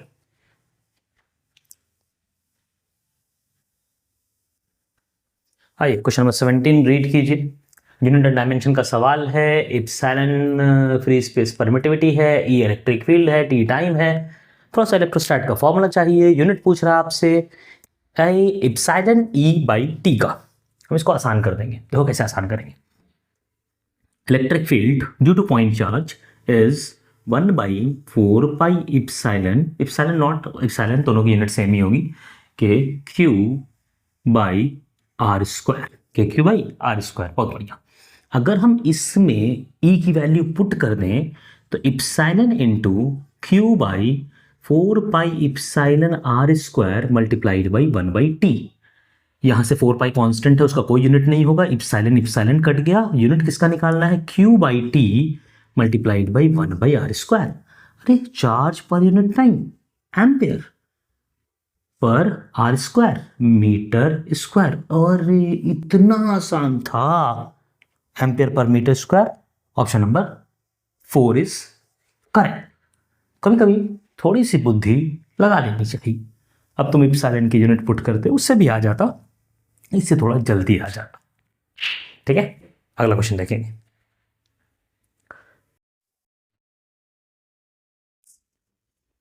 चलो क्वेश्चन नंबर 18 देखते हैं। रीड कर लो। कोई नहीं, देखते हैं क्या बोल रहा है कि हमको ये कैलकुलेट करना है। ये सिंगल स्लिट डिफ्रैक्शन का क्वेश्चन है और कह रहा है विड्थ ऑफ सेंट्रल मैक्सिमा। तो हम जानते हैं कि विड्थ जो होता है सेंट्रल मैक्सिमा का वो होता है 2 लैम्डा कैपिटल डी बाई ए, जहां लैम्डा क्या है? वेवलेंथ है। ये फॉर्मूला है, अपने को मालूम है कि 2 lambda capital D by A. Lambda wavelength है, डी स्लिट और स्क्रीन के बीच की दूरी है कैपिटल डी, और ए इसका लेंथ है, ये डायमीटर बोल सकते हैं। अब ऑप्शन चेक करते हैं। Take width of central maxima increases with increase in wavelength keeping slit width constant. A को कांस्टेंट रखें और अगर हम वेवलेंथ को बढ़ाएं तो क्या सेंट्रल मैक्सिमा का विड्थ बढ़ेगा? हाँ बढ़ेगा। Option number 1 correct. लैम्डा को बढ़ाएं और ए को कांस्टेंट रखें, कैपिटल डी तो कांस्टेंट है मेरा, तो बढ़ेगा। हाँ बढ़ेगा। Width of central maxima increases with decrease in wavelength keeping the slit with constant. Of course अगर लैम्डा को क्या बढ़ाइएगा? घटाइएगा। इंक्रीज कीजिएगा, डिक्रीज कीजिएगा तो विड्थ क्या होगा? घटेगा। मतलब option number B incorrect. Option number C width of central maxima increases with decrease in slit width at constant wavelength. अच्छा, वेवलेंथ कांस्टेंट रखे हुए हैं, स्लिट विड्थ क्या कर रहे हैं हम लोग? डिक्रीज करा रहे हैं। ए को डिक्रीज कराएंगे तो सेंट्रल मैक्सिमा का विड्थ बढ़ेगा। सी ऑप्शन में क्या बोल रहा है? बढ़ रहा है, इंक्रीजेस। सही है।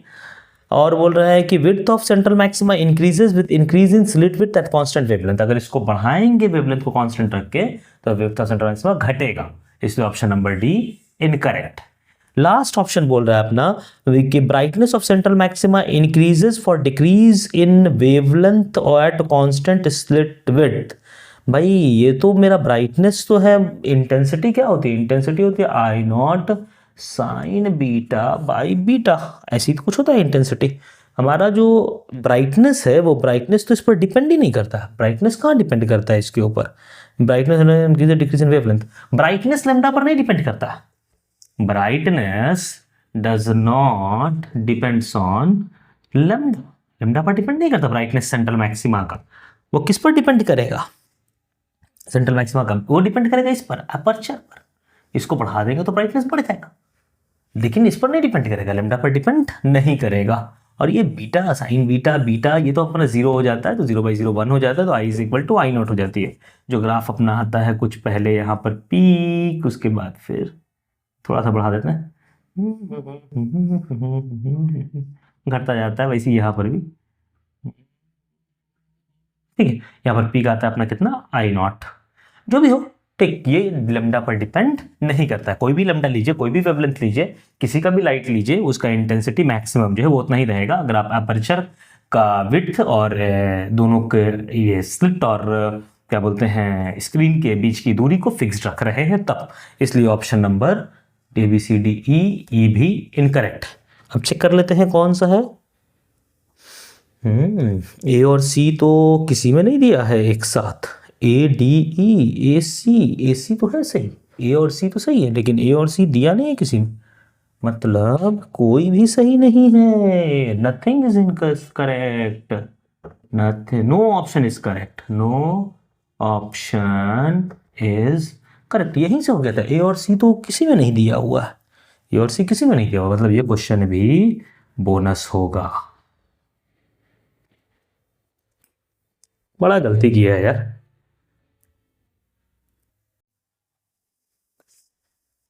बेसिक सर्किट का सवाल है, क्वेश्चन नंबर 19। LR सर्किट का सवाल है। रीडिंग ऑफ एमीटर बोल रहा है। Moment when switch SWITCH switch is turned on, switch K is turned on. बढ़िया, रीड कर लिया। देखो एक फंडा बस पता होना चाहिए। At T is equal to 0 inductor act as open circuit. At T is equal to 0 capacitor act as plain wire. Capacitor का वैसे यूज नहीं है, हम सिर्फ आपको बता रहे हैं। T इज इक्वल टू 0 पर capacitor plain wire, T is equal to infinity पर capacitor act as open circuit. At T is equal to 0 inductor act as open circuit. At T is equal to infinity inductor act as plain wire. ये concept याद रखना, हो सकता है कि अगले अप्रैल shift में कैपेसिटर डाल करके दे दे। तो याद रखिए T इक्वल टू 0 पर inductor act like open circuit. Open circuit, जब ओपन सर्किट हो गया तो इसमें तो कोई करंट नहीं जाएगा सर, इसमें भी कोई करंट नहीं जाएगा। मतलब जाएगा सिर्फ किसमें, इसमें। मतलब सर्किट जो बन गया वो कुछ इस टाइप का बन गया। ये हो गया एमीटर, यहाँ हो गई बैटरी 9 वोल्ट। अरे ये तो 10वीं का सवाल बन गया सर, 9 ओम। यहाँ से करंट करंट करंट मजे से जाएगा, आई जाएगा V is equal to I R. V है 9, I पता नहीं, R है 9, तो I का वैल्यू 1 एम्पेयर। हड़बड़ाने का नहीं, हड़बड़ी में गड़बड़ी होगा। देखिए कौन सा ऑप्शन है, ऑप्शन नंबर 3। ऑप्शन नंबर 3 फिर चेक कर ले, 1 1, ऑप्शन नंबर 3 करेक्ट। अब आगे बढ़ेंगे।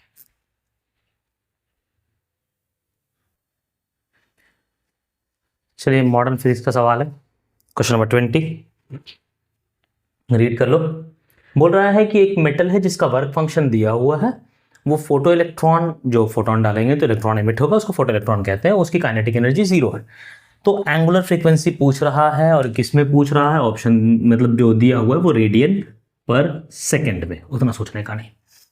अपने को पता है आइंस्टीन का इक्वेशन, जिसके कारण उनको नोबेल प्राइज मिला था, E is equal to hc/λ minus 5।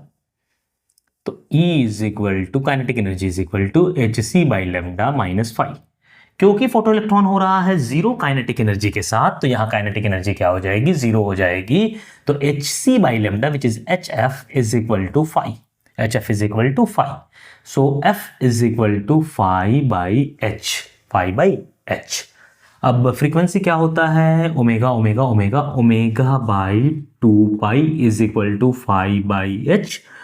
तात्पर्य यह है तो omega is equal to 2 pi 5/h। अब सारी वैल्यूज पुट करेंगे, आराम से कैलकुलेट करना है, तो इतना मेहनत किया गया। 2 इंटू 22/7, फाई है 110 इंटू 10⁻⁻20। h कितना है, अच्छा h नहीं दिया हुआ क्या, दिया हुआ है 6.63 इंटू 10⁻⁻34 नहीं दिया रहता तो हम लोग अपने से डाल देते 6.63 हटा ही देते हैं, 6.6 ही रखते हैं ताकि अपना कैलकुलेशन सही रहे। पॉइंट हटाया इंटू 10, ऐसा करते नहीं है लेकिन हम क्योंकि ऑप्शंस देख चुके हैं कि बहुत थोड़ा ज़्यादा गैप है ऑप्शन का, अगर ऑप्शन का कम गैप होता तब फिर हम ऐसा नहीं करते। पॉइंट हटा दिया इंटू 10, ठीक है ठीक है, ये 0 हटा करके यहाँ पर लिख देते हैं। 11 से इसको काट देते हैं 6 बार में और 2 से इसको काट देते हैं 3 बार में, तो ये हो गया 22/7 या 21। नीचे हटाया है मतलब ये थोड़ा बड़ा होगा, ठीक है, इंटू 10⁻20 100 -18 इंटू 10⁻34, ठीक। 18 और 34 तो 18 18 36 होता है, तो हो गया 22/21 इंटू 10⁻18 18 36 मतलब 16। सही तो कर रहा है ना। 8 6 14 के 4, हाथ में रहा 1 1 1 2 1 3, मिस्टेक हो जाता ना। 22 और 21, 1 कम 21, 1 पॉइंट देके 0 नहीं हो रहा है, 0 देके 0 4 बार में होगा, 4 1 कम 4 4 दूनी 8, तो 1.04 इंटू 10⁻16 रेडियन पर सेकेंड। ओमेगा 63 ना लेते, खाली 6 लेते ताकि हो जाता ऑप्शन नंबर 2। अब 1.66 इंटू 10⁻16 मत मार देना, 1.04 इंटू 10⁻16 एक बार मिला लेना, ठीक है, सही है। एक बार इसको मल्टीप्लाई करके फिर से मिला लो, हाँ 18 34 16 सही, ठीक है। नेक्स्ट देखें, चलिए देखते हैं क्वेश्चन नंबर 21, रीड कीजिए। केटीजी का सवाल है, बहुत सिंपल है। इंसुलेटेड कंटेनर है, इंसुलेटेड सिलेंडर है जिसको हम कंप्रेस किए हैं, इनिशियल कंडीशंस दिया हुआ है और फाइनल कंडीशंस दिया हुआ है, एक सिर्फ नहीं दिया हुआ, वो निकालना है। कोई सा समझ में नहीं आ रहा है कि कौन सा प्रोसेस है, बट ये समझ में आ रहा है कि इंसुलेटेड है, इसका मतलब कि क्लोज्ड होगा और उसका बाहर से कोई लेना देना नहीं होगा, मतलब नंबर ऑफ मोल्स जो है वो कांस्टेंट होगा। नंबर ऑफ मोल्स क्या होगा, कांस्टेंट होगा। तो हम बोल सकते हैं कि number of moles is equal to constant, तो इसे हम डायरेक्ट क्या लगा सकते हैं, लगा सकते हैं PI/VI/RTI या PI/VI/TI ही लिखते ना, इज इक्वल टू PF/VF/TF। बस ख्याल रखेंगे कि ये जो टेम्परेचर्स हैं उसको किस में लिखेंगे, केल्विन में। तो temperature initial 27 degree Celsius plus 273 300 kelvin, ये क्या है टी फाइनल 77 प्लस 273 20 50 70 50 60 70 350 केल्विन, ये पक्का रखेंगे। और एक चीज़ और इंपॉर्टेंट बता दे रहे हैं कि इसमें जो शब्द का प्रयोग किया है वो प्रयोग किया है कि राइज 277 डिग्री सेल्सियस, राइज 277 मतलब 77 डिग्री सेल्सियस हो गया। अगर लिख देता राइज बाई 77 डिग्री सेल्सियस तो आप 27 प्लस 77 करते हैं, तो फाइनल टेम्परेचर 27 प्लस 77 हो जाता। अगर सिर्फ अंग्रेजी का एक शब्द हिला देता, क्या 2 की जगह बाई कर देता, तब बढ़िया। और ये चीज़ पता रखना है कि टेम्परेचर को किसे पुट करना है, केल्विन में। अब पुट किया जाए PI एटीएम में ही निकालना है तो कोई बात नहीं, PI है आपका 2, VI कितना है 60 और TI कितना है 300 इज इक्वल टू PF कितना है पता नहीं, वही तो निकालना है सर। VF कितना है 20 और TF है 350। क्या कटा, 2 से 20 कट गया 0 को मार के, ठीक है। 6 से ये कट गया, 6 35 0 0 0 5 से 7 बार में 35। Final pressure 7 any time money, 7 atmospheric pressure, 7 हो गया आंसर। चलिए अगला देखेंगे। 22 नंबर EMI का सवाल है, Faraday's law of electromagnetic induction से है। बोल रहा कंडक्टिंग सर्कुलर लूप है, रीड कर लीजिए। मैं समझी बता रहा आपको, एक कंडक्टिंग सर्कुलर लूप है जिसका रेडियस ही तो फाइंड करना है। ओमेगा है कांस्टेंट 100 रेडियन पर सेकंड, किस मैग्नेटिक फील्ड में, 0.5 टेस्ला के मैग्नेटिक फील्ड में, जो perpendicular to axis of rotation, मतलब ये है अगर एक्सिस ऑफ रोटेशन डायमीटर के अबाउट वो रोटेट कर रहा है तो ये है मैग्नेटिक फील्ड। बाहर ही ले लेते हैं, कोई दिक्कत। Loop rotated by 30 degree from horizontal, तो ईएमएफ प्रोड्यूस हुआ 15.5 मिली वोल्ट। रेडियस पूछ रहा है, पाई को बोला 22/7 लेने के लिए। तो अगर ये इस समय की बात करें तो बी डॉट ए 0 है। टी टाइम बाद, टी इक्वल टू 0 अगर अभी ले ले, टी टाइम बाद वो कितना मूव कर जाएगा बाहर से, मैग्नेटिक फील्ड और एरिया के बीच में जो एंगल होगा, वो होगा ओमेगा टी। मतलब फ्लक्स लिख सकते हैं, magnetic flux B dot A which is B A cos omega T. EMF की बात करें तो ईएमएफ होता है D phi by D T. Sir minus D phi by D T होता है भाई, माइनस इज फॉर डायरेक्शन, जो आप लेंस लॉ से निकालते हैं। हम मैग्नीट्यूड निकाल रहे हैं। D phi by D T मतलब B A omega sine omega T, B A omega sine omega T. अब देखिए कब पूछ रहा है, जब 30 डिग्री एंगल बना है, मतलब ओमेगा टी की वैल्यू 30 डिग्री गिवन है। सब चीज डालते हैं आप, ईएमएफ की वैल्यू लिख लेते हैं पहले, E is equal to B A omega sine omega T की वैल्यू 30, ईएमएफ कितना है 15.4 मिली वोल्ट, 15.4 इंटू 10 पे पावर -3। कैलकुलेशन गलती नहीं करना। मैग्नेटिक फील्ड कितना दिया हुआ है 0.5, एरिया पाई आर स्क्वायर, यही निकालना है। ओमेगा 100 रेडियन पर सेकेंड, और sine B A omega sine omega T, sine 30 degree दिया हुआ ना, 0/1/2। बहुत बढ़िया। अब आराम से करेंगे। पॉइंट हटाया बाई 10, 10 ने 10 को मारा, और कुछ खर्चा पानी निकलेगा अपना, निकल सकता है 11 से, 11 एकम 11, 11 चौका 44, 11 दूना 22, दुग्गी नहीं काटते रे, नहीं काटेंगे, गलती हो जाएगा। क्यों गलती हो जाएगा तुमको समझ में आ जाएगा। देखो ना, 7 टू 14, 7 टू 14, यहाँ 14 है और आर स्क्वायर है, और 5 दूनी 10 हो रहा है मेरा। तो हम करते हैं 14 इंटू 10 पे power -3 is equal to 10 divided by 14 R square into 100। तो हम लिख सकते हैं R square is equal to 14 into 10 पे पावर -3 इंटू 10 पे पावर -3, क्योंकि ये 10 पावर 3 नीचे जाएगा, ऊपर चल जाएगा 10 पावर -3। तो आर की वैल्यू आ गई 14 into 10 to the power -3 metre. किसमें आंसर मांग रहा है, एमएम में, मतलब 14 मिलीमीटर। आंसर हो गया 14 टन। कितना आसान था।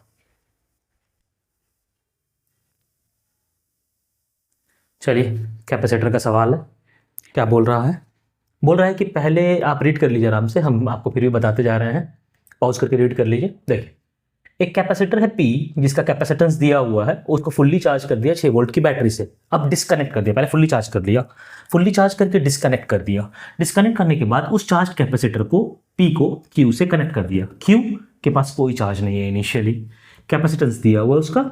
Charge on Q at equilibrium, जब इस पर चार्ज भी आ जाएगा, यहां से चार्ज फ्लो करेगा, इस पर आएगा। अल्फा इंटू 10⁻⁵ बोल रहा है अल्फा फाइंड करने के लिए। बड़ा आसान सवाल है ये, तो बोर्ड्स का सवाल है, बहुत बेसिक बोर्ड्स का सवाल है। देखते हैं चार्ज कितना है Q, इसको मान लेते हैं Q1। C1 को हम पकड़ लेते हैं 10 माइक्रोफैराड भी बोल सकते हैं, चलो चलेगा, ठीक है। C1 की वैल्यू लिखी हुई है तो Q लिख देते हैं। Q1 कितना आएगा, Q बराबर CV 60 into 10 to the power -6 coulomb, इतना आएगा। कुलम में आंसर है तो इसको कुलम में लेके चल रहा है। अब इस पर चार्ज आ गया, इसकी कैपेसिटेंस है C1, इसकी कैपेसिटेंस है C2। अगर देखा जाए इसको, तो इसी दोनों में चार्ज का डिस्ट्रीब्यूशन होगा, और तब तक डिस्ट्रीब्यूशन होगा जब तक पोटेंशियल डिफरेंस दोनों के अक्रॉस सेम ना हो जाए, मतलब V ना हो जाए, पोटेंशियल डिफरेंस V ना हो जाए। मतलब इस पर चार्ज आ जाएगा C1V और इस पर चार्ज आ जाएगा C2V, और क्योंकि इसी से गया है इसमें, तो आप लिख सकते हैं C1V प्लस C2V कहां से आया, यहीं से आया, इज इक्वल टू 60 इंटू 10 पे पावर -6। C1 कितना है 10 इंटू 10 पे पावर -6V, C2 कितना है 20 इंटू 10 पे power -6V is equal to 60 into 10 पे पावर -6। ये कट गया, 0 0 0 कट गया। 3V is equal to 6, this implies V is equal to 2 volt. V आ गया 2 वोल्ट, तो Q कितना होगा इसके ऊपर चार्ज कितना होगा, अगर इसके ऊपर चार्ज Q डैश अगर बोले हम, तो हो जाएगा C2 into V। Finally C2 कितना है 20 इंटू 10 पे पावर -6 और v कितना है 2, मतलब 40 इंटू 10 पे पावर -6, क्योंकि -5 के टर्म में है तो जगह 4 इंटू 10 पे पावर -5, अल्फा की वैल्यू कितनी आ जाएगी 4, और 4 को मारेंगे और आगे बढ़ जाएंगे। बहुत आसान सवाल।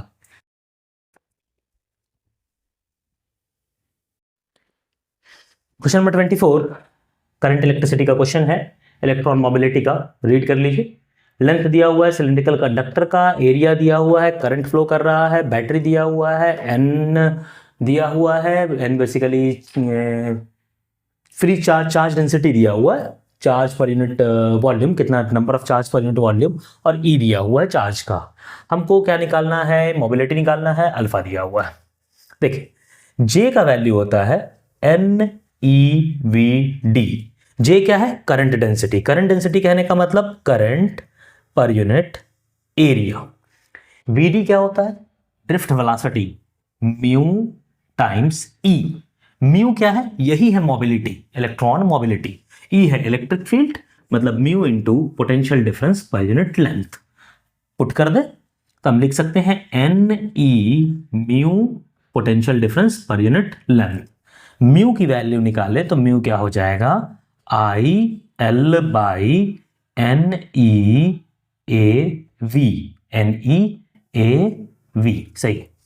आई पता है अपने को कितना है, आई 1.6 एम्पेयर, एल कितना है 2 मीटर, मीटर नहीं लिखते, 2 मीटर पता है अपने को, सब यूनिट्स लिखना है, यूनिट में लिखना है, ऐसा यूनिट में। एन है 5 इंटू 10 पे पावर 28, ई है 1.6 इंटू 10 पे पावर -19, ए दिया हुआ 0.2 mm स्क्वायर, मतलब 0.2 इंटू 10 पे पावर -6 मीटर स्क्वायर।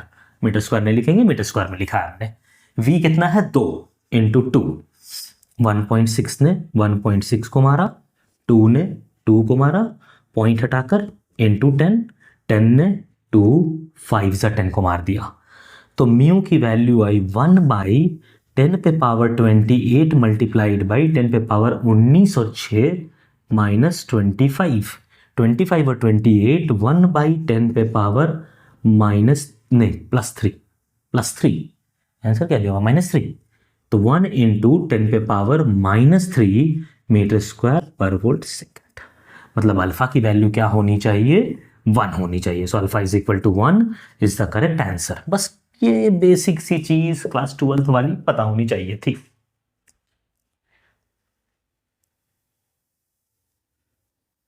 हाय लास्ट क्वेश्चन, क्वेश्चन नंबर 25। थोड़ा सा एनएलएम, थोड़ा सा रोटेशन, थोड़ा सा रोलिंग, सब मिलाया हुआ सवाल है। आइए देखते हैं क्या कह रहा है। पहले रीड कर लीजिए आप आराम से पॉज करके। आइए बोल रहा है कि इस टाइप का सिस्टम है, बस पुली मासलेस नहीं है, मास वाली पुली है। रेडियस दिया हुआ 0.1 मीटर, इसका मास m, इसका मास 2m, इसका mass 30m। Released from rest, important है, released from rest when 2m descends by 3.6 metre. तो स्पीड बताना है किसका, 2m का या m का, दोनों का सेम ही स्पीड होगा। एक स्पीड बताना ब्लॉक का, 2m का ही बताना, दोनों का सेम होगा। स्मॉल g 10 मीटर पर सेकंड स्क्वायर। कोई स्लिपिंग नहीं है, कोई स्लिपिंग नहीं। जैसे ही कह दिया ना कोई स्लिपिंग नहीं है, मेरा दिमाग बोला हाइपर बोला energy conservation, E is equal to EF। तो हम पहले फाइनली सिचुएशन बना लें कि कैसा होगा अगर हम इसको रेफरेंस लेवल 0 मान ले रहे हैं। रेफरेंस लेवल 0 मान ले रहे हैं और कुछ इस टाइप का सिचुएशन अगर हम लोग बना लें तो ये ब्लॉक चल गया ऊपर और ये ब्लॉक चला आया नीचे। ये कितना गया 3.6 मीटर और ये कितना गया 3.6 मीटर नीचे गया। कंस्ट्रेंट ये 2m है, ये m है और ये 30m है और रेडियस दिया हुआ 0.1 मीटर। बड़ी आसान क्वेश्चन है यार। इसकी स्पीड है v, इसकी स्पीड ऊपर होगी v और ये घूमेगा ओमेगा से। नो स्लिपिंग मतलब omega is equal to v/r। ठीक है। अगर हम इसको रिलेटिव मान ले, मतलब रेफरेंस लेवल मान ले कि ग्रेविटेशनल पोटेंशियल एनर्जी यहाँ पर 0 है, जिसको रेफरेंस लेवल मान रहे हैं जब इनिशियली था तो बोलेंगे इनिशियल एनर्जी तो सर 0 है। इनिशियल एनर्जी क्या है 0 है। तो initial energy is equal to final energy लिखेंगे। इनिशियल एनर्जी क्या है 0। फाइनल एनर्जी कौन कौन सी होगी, पहले दोनों ब्लॉक की, यहाँ पर 0 है तो नीचे -2m g h कितना 3.6, इसका ऊपर है तो +m g 3.6 एम 2m जी 3.6।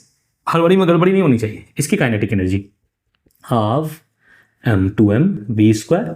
इसकी kinetic energy half m v²। इसकी rotational kinetic energy half i⍵²। अब सारी वैल्यूज पुट करेंगे आराम से। जी को 10 लिया है तो 36, अच्छा लिखते हैं ना 36 ही लिखते हैं, तो माइनस और अच्छा ठीक है 36 दूना 72।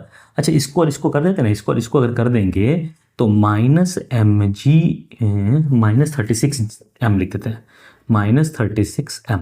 जी 10 लिख दिया तो 36, 2m 36, m 36, तो -36m प्लस हाफ ने 2 को मारा तो mv² plus mv²/2 plus half I कितना हो जाएगा, डिस्क दिया हुआ है mr²/2। m कितना है इसका 30m, r 0.1, 1/100 r²/2 into omega v/r, v²/r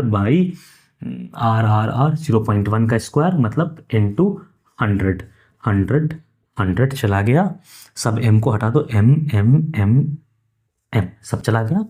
negative वाले को इधर पुट कर दो, 36 is equal to v² plus v²/2, तो ये कितना हो जाएगा 3v²/2 प्लस ये होगा 15 v²/2 15v²/2 सही तो किया। 15 16 17 18 v²/2 2 नमा 18 v² इज इक्वल टू 9 चौका 36 4, इसका मतलब v is equal to 2 metre per second. Answer कितना होना चाहिए 2 मीटर पर सेकेंड। कैलकुलेशन में गड़बड़ी मत करना, मार देना 2 और आगे बढ़ जाना। दूसरा जो सब्जेक्ट बनाना है, जो सब्जेक्ट बनाना चाहते हो वो सब्जेक्ट बनाना। तो देखिए ये चौथा पेपर था पार्टनर 22 जनवरी इवनिंग शिफ्ट का। अगर आप ऐसे ही आराम से सारे क्वेश्चंस को बनाएंगे और समझेंगे कि लॉजिकली अगर हम आराम से क्वेश्चंस को बनाते बिना हड़बड़ाए हुए 1 घंटा दे करके अगर धीरे धीरे क्वेश्चंस को बनाते तो हमसे कम 70 से 80 नंबर 85 नंबर आ सकता था और एक हम कंफर्ट जोन में रहते कि मेरा NIT सिक्योर्ड हो जाता और आराम से बैठ के हम एडवांस की तैयारी करते हैं।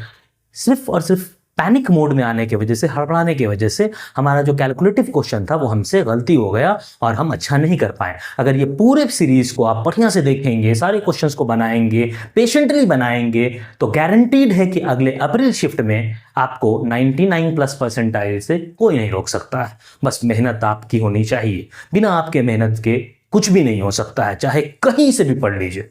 ठीक है, मेहनत आपको करना ही होगा, बिना आपके मेहनत के कुछ भी नहीं होगा। तो आपको पूरा का पूरा एक एक क्वेश्चन ढंग से बनाना होगा और यहां सीखना होगा कि कैसे इंप्लीमेंट, आपने क्या गलतियां की अपने पेपर में और क्या गलती आप कर रहे हैं और उसको कैसे सुधारना है। चलिए बढ़िया से पढ़िए। अब अगले लेक्चर में हम लोग मिलेंगे। ठीक है, पढ़ते रहिए, मचाते रहिए।